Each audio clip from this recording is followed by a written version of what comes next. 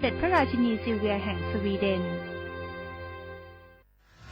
เกาะติดหน้าจอรอพบกับรายการคุยกับเศรษฐาที่จะพาคุณไปล้วงลึกเปิดเบื้องหลังอัปเดตความคืบหน้าการทำงานของรัฐบาลและตอบทุกข้อสงสัยของประชาชนโดยนายกรัฐมนตรีเศรษฐาทวีสินคุยสบายๆแบบเป็นกันเองทุกวันเสาร์ที่3ของเดือนเวลา 8 นาฬิกาถึง 8 นาฬิกา 30 นาทีเริ่มเสาร์ที่ 22 มิถุนายนนี้ทาง NBT 2 HD และสถานีวิทยุกระจายเสียงแห่งประเทศไทยทั่วประเทศ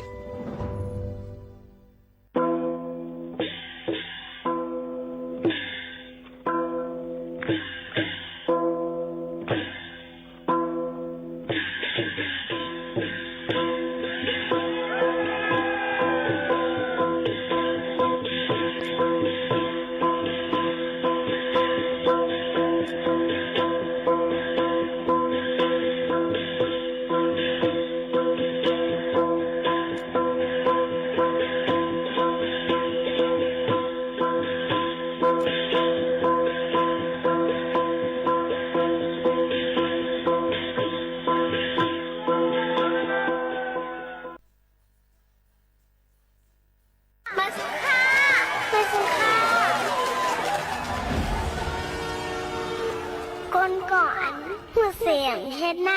เหมือนก้อนมีสายตาแรงก้อยกะกินพุดขาพุดไว้ก้นอ่ำหูสังเฮ็ดนั่นซ้ำเหมือนก้นตาบอดดินมือสมีอยู่กับเปิดไหนปอใครเป็นก้นสายตาแรงก้นมีติ่นมีมือไหนซึ้งหูบ่รู้เลยหูเฮ็ดไก่หรือเลยเฮ็ดบ่เฮ็ดยาวโหลเลยตาสังหูลองสิลองจ้าให้หูก็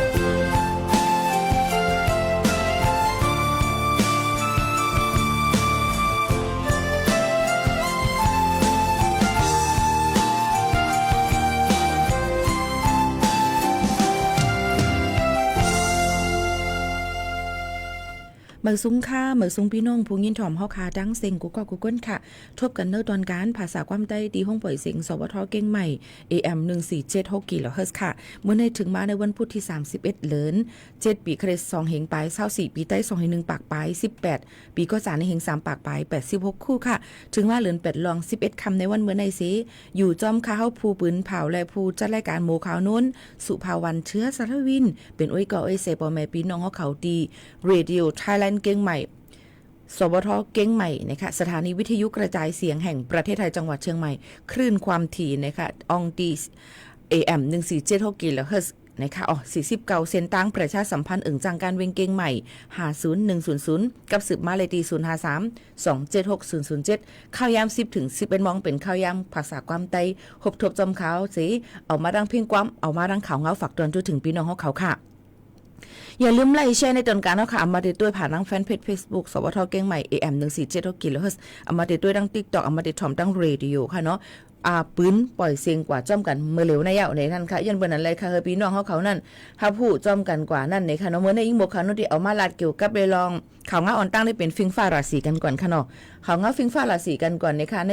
ข่าวตั้งวันเมื่อในนั่นค่ะ37เจตอนปัดปืนตั้งเมืองจึงไทยค่ะที่หับมือฝนตกน้ำเยาก่อตั้งเมืองกรุงเทพมหานครก็ได้ตกหูปากมัน60ในปืนตีในค่ะก็เปิ้นนั้นเลยในข่าวตั้ง24โจมองตั้งนั้นตั้งปอของจึงไทยหลายๆหลายตีหลายๆตั้งค่ะได้ฮบทบยาฝนตกน้ำเอามาได้เป็นตั้งเจตอนแม่ฮองซ้อนเกียงใหม่เกียงไฮ้พะเยาน่านตากเพชรบูรณ์เนี่ยค่ะเจ้าหนังไหนค่ะเนาะเยาก็บ่เป็นตั้งหนองคายบึงกาฬอุดรธานีจังได๋ก็โหปากมันโดดที่มีฝนตกลงมา 60% ค่ะตั้งภาคกลางเนี่ยค่ะตั้งเมืองไทยปอดกลางเขานั่นเนี่ยก็ที่มีฝนตกลงมานำตั้งนครสวรรค์อุทัยธานีเนี่ยชัยนาทลพบุรีสระบุรีพระนครศรีอยุธยากาญจนบุรีราชบุรีในนั่นค่ะยกพอได้กว่าด้วยตั้งนครนายกปราจีนบุรีจันทบุรีและเมืองตราดนั่นเนี่ยค่ะฝนก็ได้จังตกลงมาโหปากมัน60ในปืนตีค่ะว่าเป็นตั้งเพชรบุรีประจวบคีรีขันธ์ชุมพรจะในฝนตกลงมาโหปากมัน40เลยตีเลยว่าลดย่อมอิดอ่อนนึงก็มีปอดเดี๋ยวมาด้วยดังฝั่งดังระนองพังงากระบี่ภูเก็ตจะในได้ก็เดี๋ยวมีฝนตกลงมาโหปากมัน 60% ในนั่นขนาดเนาะเยอะก็ตั้งภูเก็ตแน่เดี๋ยวมีน้ำปังไหลขึ้นสูง 1-2 เมตรในค่ะฝนได้ตกเฮาแห้งขึ้นน้ำหอนปังไหลก็ติขึ้นแห้งติพัดแห้งนั่นขนาดเนาะเยอะก็บ่จำเป็นตั้งกรุงเทพและหิมห้อมนั่นในก็ติตกลงมาโหปากมัน60ค่ะลมกัดลมเย็นติมีดี26ถึง28กลางเนอไว้วันติมี31ถึง34เลยว่าอำป้อไม่ตึกลีอยู่กุยกาจึงหือกอลีค่ะกว่ามาไปจึงหือก็ไฮรถเพกันกูกวนตั้งหมดตั้งเซงในนั่นค่ะพี่น้องเขาเพราะว่าเป็นข้าวฝนจึงหนังไหนนั่นในค่ะภายดังเหตุการณ์ให้การโซนเขาในนั่นก็มีกับนายปฐมชาติศรีเจริญจิตค่ะภาคษาการแต้นผ่ายการให้อาการสวนตั้งเจดอนเก่งใหม่เขาหมอกลาดว่าเจ้าให้เจ้าสวนเขาใน4เจเว้งมาจะเป็นในเว้งเมืองเก่งใหม่อมก้อยสันป่าต้องและลอยเต่านั่นหลูเลยฟังกันไว้ลองน้ำทมน้ำนองน้ำเถินเข้ามาน้ำป่าไหลหลากมาเนี่ยค่ะจ้อมหนังข่าวเงาฟิงฟ้าราศีเปิ้นรัดไว้นั่นเนี่ยค่ะต่อว่าถึงวันที่4เหลือน8 2 5ปากไป67ในและฝากไว้ปันเจ้าให้เจ้าสวนเขาเฮกลางลองตั้งเป็นอันมา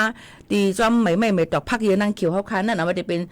เชื้อราแบคทีเรีย5เนี่ยค่ะหากมันเน่า5เสียมจะในหมักไม่เฮาค่ะอ่ำลี5โรคแคนเกอร์เนี่ยค่ะในโซม5ในหมักจอกจะในค่ะเนาะก็หลูเลยฟังกันไว้ผักกาดจะในผักกาดลุงผักกาดหมอกจะในก็พอผลตกมาเฮาเฮียงมันก็ได้จังเน่าเลยง่ายยื่นบนนั้นอันในก็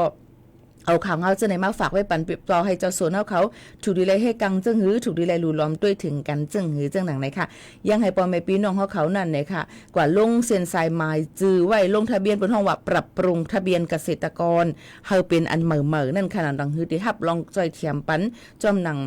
ฟิงปืนดังจอมพ่องหลงดังเมืองจึงไทยเขาสั่งว่าในปืนตีให้สวนเขานั้นทบเพ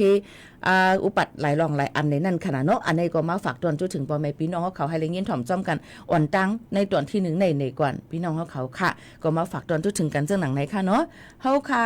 มาถ่อมด้วยเพียงกว่ามันหูถูกใจกันเที่ยง1หูก่อนนี่ค่ะมีตั้งตียุ่มนี่ค่ะบางปองบางอะไรมากใครยุ่มอยู่ก็จังยุ่มเนาะสุดถ่อมจ้อมกันก่อนเมื่อในหมวกขานุ่นอย่าพี่น้องเขาอย่าไปพุ่งกว่าตั้งไรค่ะนะหมวกขานุ่นที่เอามาหมอกลาดปันเกียวก็ไปลองเฮ็ดวัดไว้เสื้อในข่าวที่มาฝากตอนถึงพี่น้องเขาอีกปะหลายลองหลายอันข่าวในเมืองนอกเมืองค่ะเนาะก็อยู่เป็นก็เสือจ้อมกันกว่าก่อนค่ะ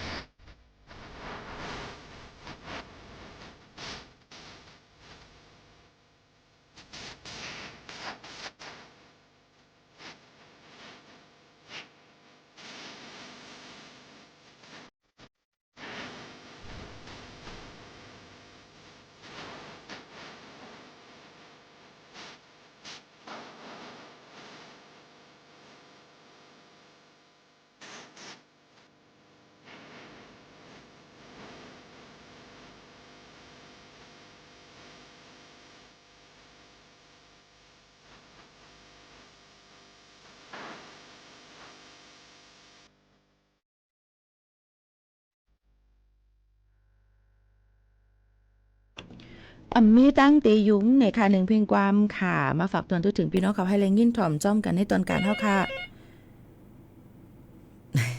อยู่เป็นใกล้เซจ้อมกันกว่าตีในนั่นค่ะเนาะข่าวก็เอาข่าวเงาฝากตอนถึงพี่น้องเขาเมื่อไกลข่าวเงาฟิงฟ้าละสีหมอกลัดกว่าเย้าในนั่นค่ะพี่น้องเขาค่ะคำในเฮาค่ะมาตุ้ยก่อนในค่ะย่ำพองตะเหลียวเงาลายปังตึกก็เฮาแห้งอยู่เฮาก็ถูกลีไว้ฟังกันยก็เฮ็ดให้คนเมืองตกใจตื่นผ่านกันเกี่ยวกับไปลองข่าวลือว่าลองซึกมันติเอาเครื่องมินมาปล่อยหมักอยู่ดีดังบดห้องจำเสื้อในค่ะเนาะเฮ็ดเฮาตกใจตื่นพานกันในนั่นค่ะพี่น้องเขาก็เปิ้นนั่นแหละก็ถูกดีไล่เหมือนหนังว่าซึกเจ้าคือในเมืองใต้ปดห้องตึกเพียวซึกมานหลายเจหลายเวงมาในก็หิมจำเยาค่ะเนาะพี่น้องเขาหิมจำปีเนาะคนเมืองใต้อ่ำย่อม10เจเวงเลยปลายเพศซึกทับกันมาคือใหญ่ๆค่ะย่ำพองตะเหลียวซ้ำมีข่าวลือในเวงจอกแม่สีป้อหมูเจเจอในว่าเวงอันซึกเจ้าคืออ่องเป้ซึกมันเสกุมไว้เจ้านั้นซึกมันที่เอาเครื่องมินมาปล่อยหมากใส่ในแหละเฮ็ดให้คนเมืองตกใจกูแฮในวัน2วันในก็คนเมืองเวงปังไส้เลยเวง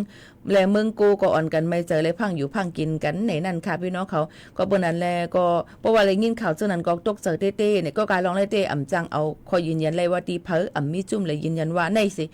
ว่าจังหนังในเสตาก็เปิงเป็นเต้ซ้ำเว้งอันซึกลูกพื้นแต่หากุ้มไว้เหมือนหนังเว้งแซนวีน้ำสั่นเหล่าใกล้เจ้าในก็ย่าเครื่องมีนมาปล่อยเสยยังเป้าเว้งหลวงลาซิลเทียงลูกก่อนในคนเมืองใต้ปอดห้องพังหันเสลัดเนตั้งหันถึงเจ้าหนังในค่ะพี่น้องเขาค่ะก็เปิ้นนั้นแลเฮาค่ะถูกเรียไว้ฟังกันในนั่นค่ะลองตั้งเจอในนะคะหนังฮือปอดีหลอดเพกันนั่นเนี่ยค่ะเนาะยก็ย้อนสู้ตึงเก่าปันอยู่ยก็หลายที่อันเฮาคาปองเป็นเลยซึ่งหือนี่ก็เฮาคาก็คัดเจอครึ่งปองให้สร้างกันหมอกลาถึงข่าวเงากันยก็หาเงินกองกลางตอนตัดดีจอยแถมพี่น้องฮบทั่วเพปังตึกปังซึกกันจะในอยู่คืออยู่ในนั่นค่ะนี่ก็เป็นข่าวเงาเชียงนึงรองที่เฮาคาเอามาฝากตวนจู้ถึงปอแม่ปีๆน้องๆเฮาเขาจึงหนังไหนค่ะพี่น้องเฮาเขาค่ะถมด้วยเพียงความอันพี่น้องเขาย้อนกันเข้ามาใจเจิงหานห้องไว้กอบสั่งอันวานนั่นค่ะเนาะเฮาค่ะก็ยินถ่อมจ้อมกันกวนค่ะเนาะโยก็บ่ว่ายินถ่อมเย้าเพียงความแทงหลายๆโหอดีพี่น้องเขาย้อนมาเด็กค่ะจะเอามาเปิดปันแทงอยู่อำห้างค่ะพี่น้องเฮาเขาค่ะ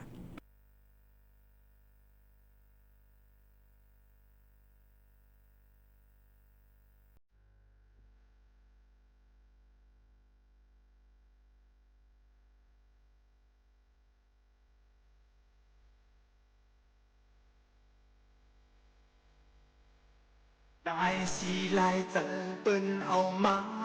lo có lướt leng hồ giờ từng hết sắc xị mẹ bận nhau lòng anh có bên tay nằm giờ tay ẩm đèn tét tay chán cây sự tay bị non tay mà sai ta đức hằng cơ đầu tên nên mày tổ có yên nằm mê thương đòi tuôn xuống thắt em từ đây tình anขึ้นมือหดดาวถึงอยู่อินดีให้นาสูงเท่านั้นข้าวมันคือน้ำเลื่อนน้ำนายตัวเท่าเป็นลินดินนาทีเป็นลินที่เชิญมาเสร็จเป็นเขาหมดแล้วสังสับยาเมืองไทยสิ่งอันเป็นทางดังอักต่อถึงเธอหา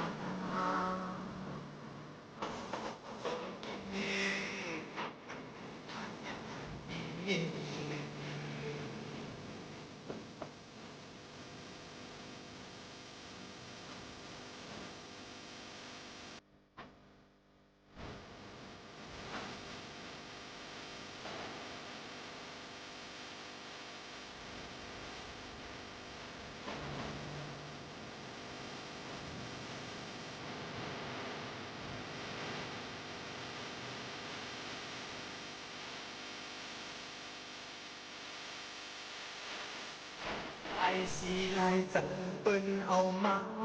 lo bò lướt leng hồ giờ từng hết sắc xị mẹ bận nhau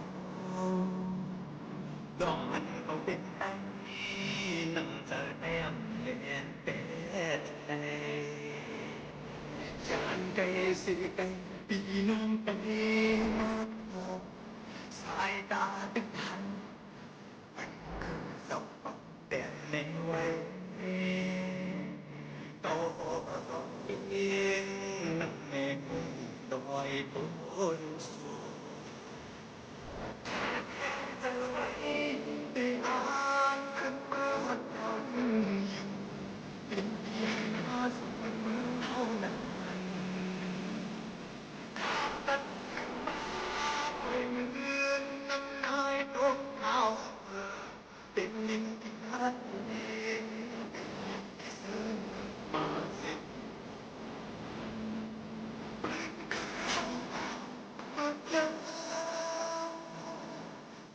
สั่งสัญญาณลิงมึงไปสิ่งอันเป็นทางกำหักดอกถึงเจอหา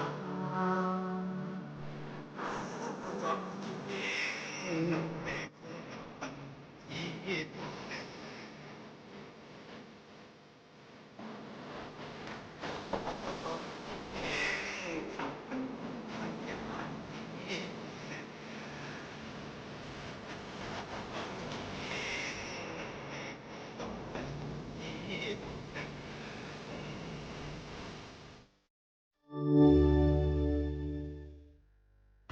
เปิดปันถ่อมกว่าเฮี้ยวหนึ่งเพลงความกอบสังในนั้นค่ะใจเจิงหานห้องไว้ค่ะเนาะพี่น้องเฮาเขาค่ะยกกับพ่อย้อนเพลงความมาในย้อนให้ปีโมย้อนให้พี่น้องเฮาเขานั่นเตรียมว่าจื้อความมันถูกแมนยกก็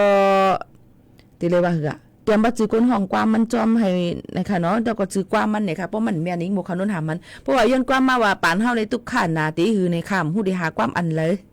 ยังเป็นนั้นเพราะว่าพี่น้องเขาย้อนเพลงความมาย้อนมาเลยลองตั้งจื่อเพลงความค่ะอย่ากว่าก้นห้องมันจ้อมไหนนั่นค่ะมันก็ได้เปิดปันให้ถูกใจหนังพี่น้องเขาค่ะยินส้มขอบใจดำหนักพี่น้องเขาส่งโค้ดตอนมาป่านอย่ากว่ากดไลค์แชร์ในตอนการเฮาค่ะอามาติดตัวอยู่ตั้งแฟนเพจ Facebook สวทเก้งใหม่ AM 147 กิโลเฮิรตซ์ค่ะอามาติดตัวอยู่ตั้งแอปพลิเคชัน TikTok เลยตั้งออมลุ่มเรดิโอฝนตกเฮียงหน้ารู้ลำด้วยถึงป้ายอยู่ดีกันจ้อมเพราะเป็นข้าวฝนในเซอร์โคก็ติอำป้อใกล้เฮียงลีเพราะอันอยู่จ้อมตับตีสันลอยสูงจะในเซอร์โคในก็มันติมึกไว้มันติเป็นเชื้อรามันติซ่าค่ะเนาะพี่น้องเขาค่ะเยาก็มันติจังเฮ็ดให้คมๆกายๆจอมเนื้อหนังจังเป็นเนื้อคมๆกายๆจอมผิวหนังเฮาค่ะเยาก็ติจังเฮ็ดให้เป็นเฮาเป็นล่างเป็นตีนหอไหลก็เปิ้นนั้นลองตั้งซะในพี่น้องเขาถูกลีไหลรู้รวมด้วยถึงป้ายอยู่ลีเฮาคาลีในนั่นค่ะเอาพี่น้องเขาค่ะแต่เหลียวในก็กระปานคือกระปานมันก็ขึ้นใหญ่มากแต่มีเครื่องซักโคเครื่องอบเสื้อโคจะได้มีอยู่ใกล้ๆหมักปอกหม้อค่ะ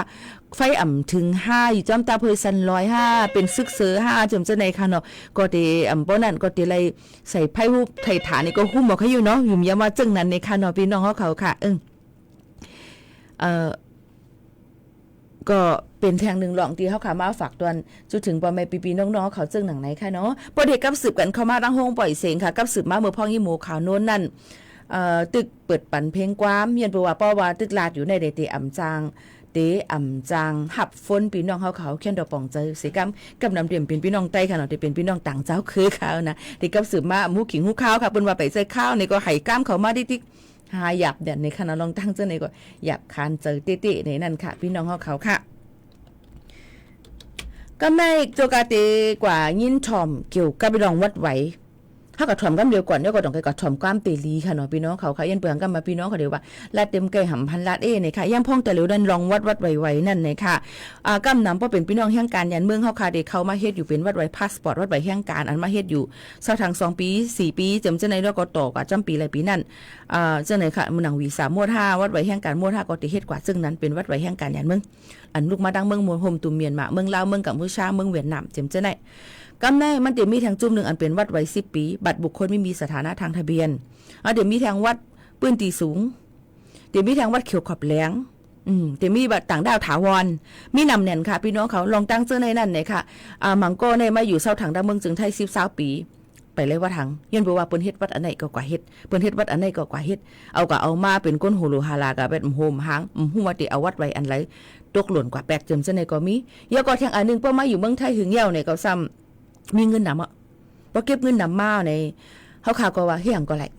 ว่าว่าจังนั้นตีในเก้งใหม่ในเมืองไทยปนหองเลยค่ะนะแห่งการยันเมืองมีหมอก60ปลายอ่ำยอมค่ะหญ้าเปิ้นดอกเหรียญเฮ็ดไว้กับตัวโหซุนสีขาว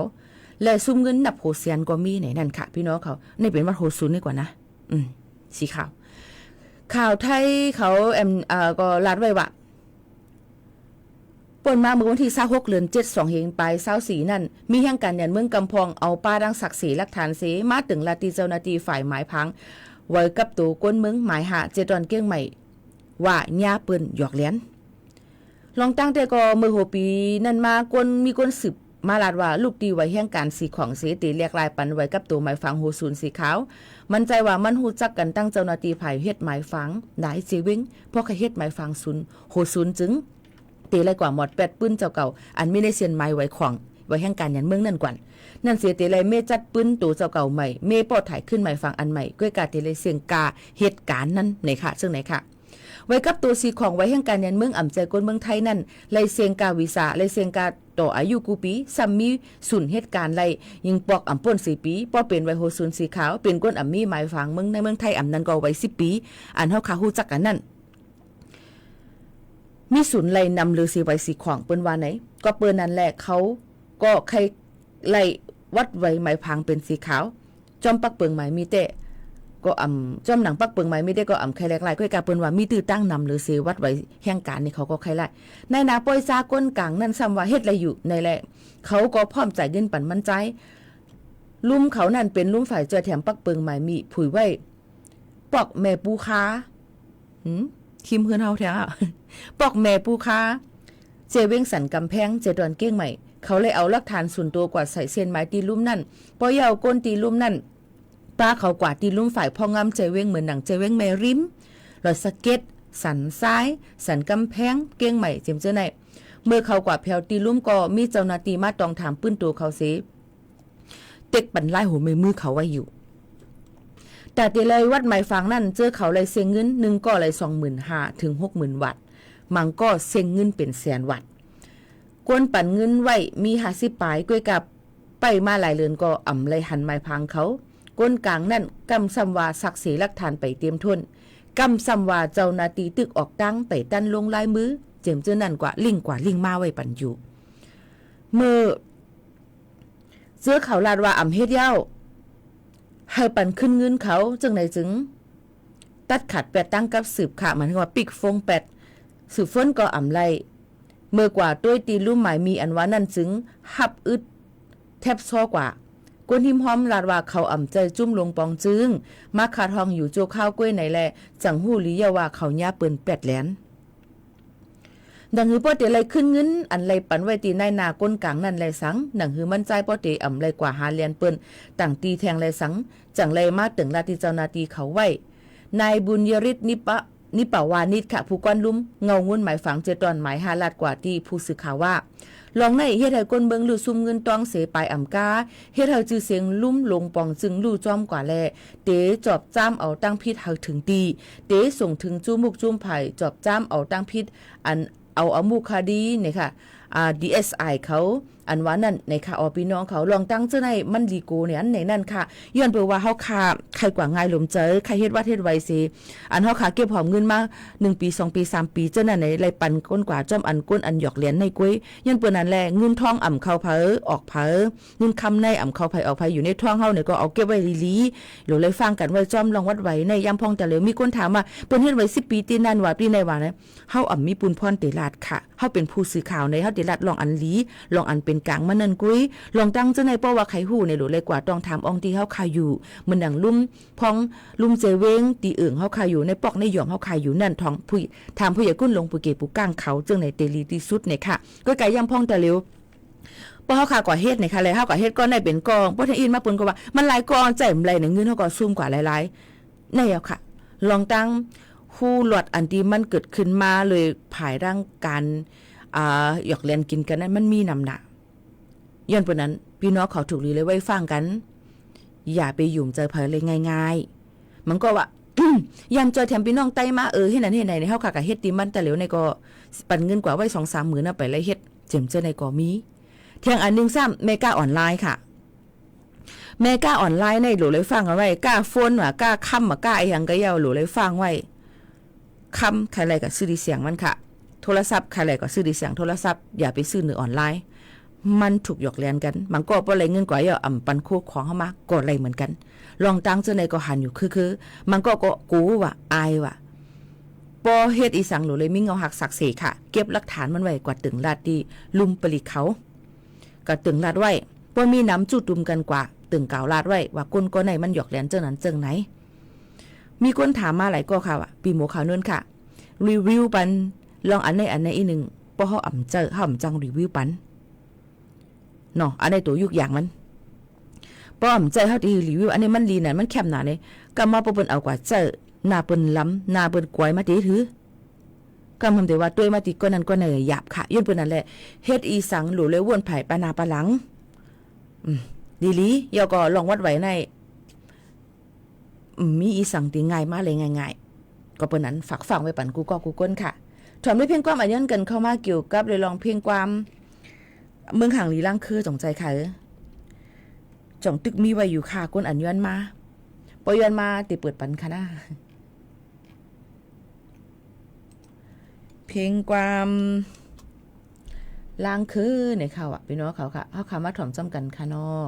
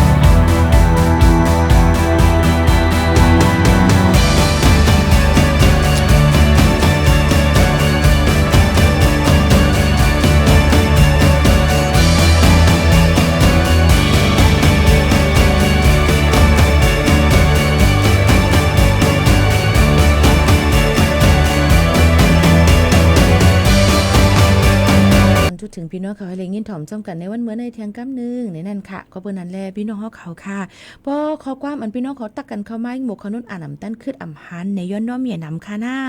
ย้อนเปิ้นนั้นแลเพราะว่าหันในตื้นที่อ่านปันอยู่อำห้างค่ะบ่แม่พี่ๆน้องๆเขาค่ะยาก็ย่ำพ้องแต่เร็วค่ะพี่น้องเขาถูกรีไว้ฟังน้องกว่ามาไปค่ะย้อนเปิดสั่งแล้วย้อนเปิดว่าฝนตกลงมาเส้นตั้งเต็มมื่นปอบขึ้นตั้งกดตั้งจันน่ะจะในก็โหลเลยฟังกันไว้ลองฮอรถฮอค่ะกูจังเป็นเพกกึ่งกลางจ้อมเส้นตาสายตั้งจ้อมคณะ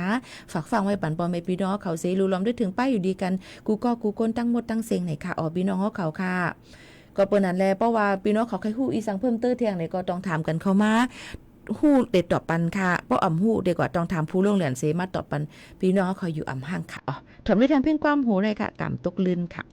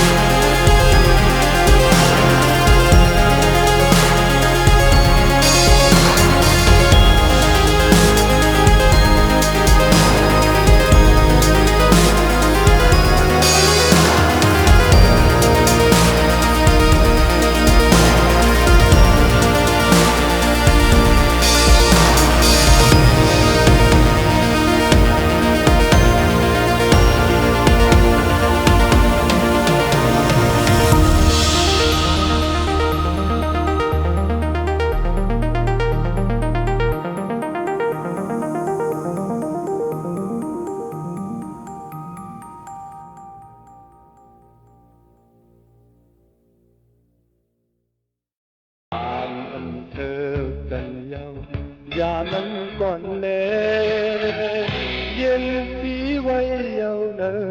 น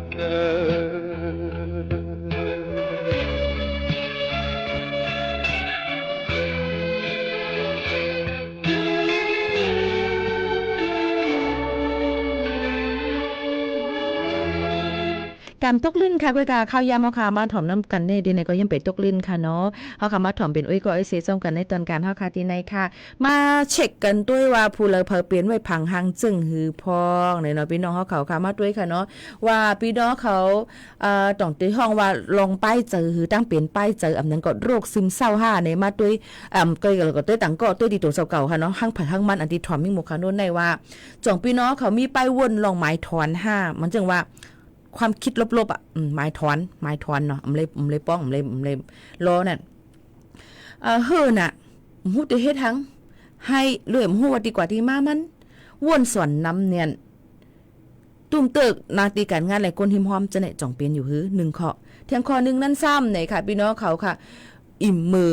หิมหอมเฮาเนี่ยอำเคยละต่อเผออำสนใจอีหยังอันที่ยามเฮ็ดก็อำเคยเฮ็ดจิมจะไหนจ่องเปลี่ยนอยู่หืออันที่3เนี่ยค่ะตั้งกินในพิษเปิงเนี่ยบางก้อนในเคยกินตั้งกินนั้นก็กินน้ำมาหรือสีเก่ากินนั้นก็กินน้ำหรือสีเก่าเฮลปีนั้นก็ให้ย้อมอันพิษแปลกเปิงกันไว้อันยามปีนนั่นอยู่แทงคอที่อันนึงแทงคอนึงทำมีปัญหาเกี่ยวกับไปลองมือเขาขานอนลับนอนในฮัดดับลีนั้นก็นอนน้ำบนตีแหนเพียวเจอในก็ดูเลยฟังกันไว้ค่ะเนาะเฮ่อมอยไงเนี่ยมีเฮียงแต่เฮ็ดอีสังยาวอ่ะจังไหนก็จังเป็นไปวนแลสมาธิสั้นลองอันต้องกึมนั่นลดยอมลงกว่าเจิมจังไหนค่ะยก็ลองมันเจอตัวเจ้าก็ลองตั้งหัดหานตัวเจ้าก็มีกูเฮฮัดกลุ่มปันตั้งวนอันหายหรือตัวเจ้าก็อยู่ตาสิกูลองกูอันยาวเคยมีอาศักอยู่กว่าเที่ยงยาววนลองคาแถมเจอตัวเจ้าเก่าพ่องเฮ็ดลองอันนำดีเนื้อตัวเจ้าเก่าพ่องจังได๋สั่งว่าเป็นจังไหนในจึงพี่น้องเขาติเอสุดมาในมันเลยมีว่า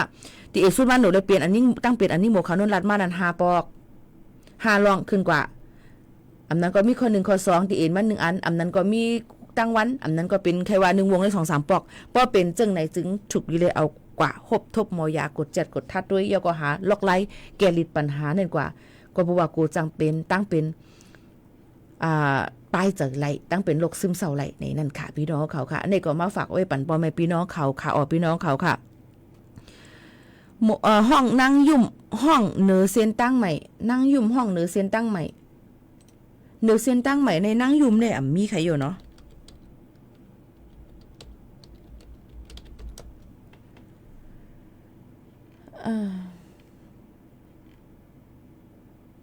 เนื้อเส้นตั้งใหม่ได้จะเป็นเขียวยุ่มวันใครอยู่ก้อยกะหาหันอยู่ลิ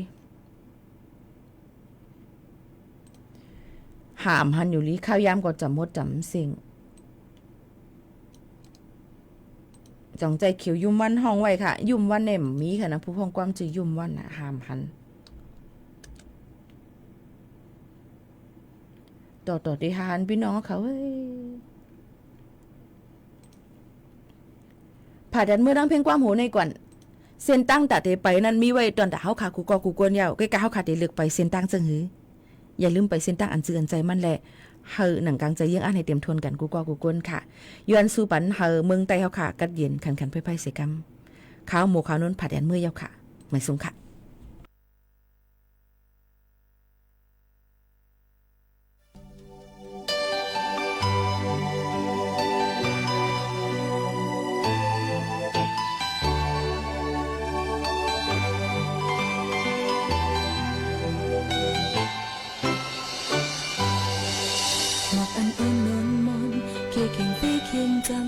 งามเอาสังหิมหอมพองล้นตึกหูเจอ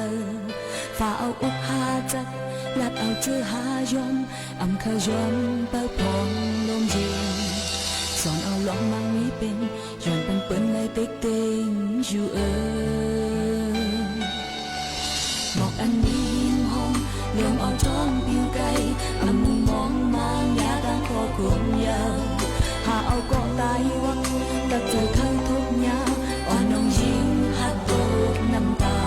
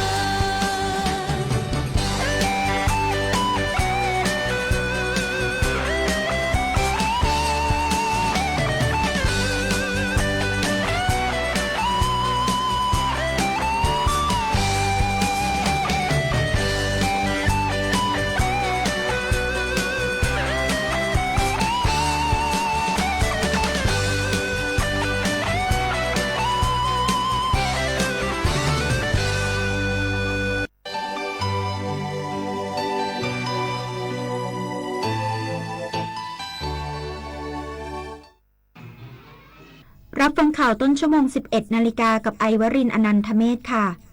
กองทัพเรือเร่งช่วยเหลือประชาชนที่ได้รับความเดือดร้อนจากอุทกภัยในพื้นที่จังหวัดตราดอีกสักครู่กลับมาติดตามรายละเอียดค่ะ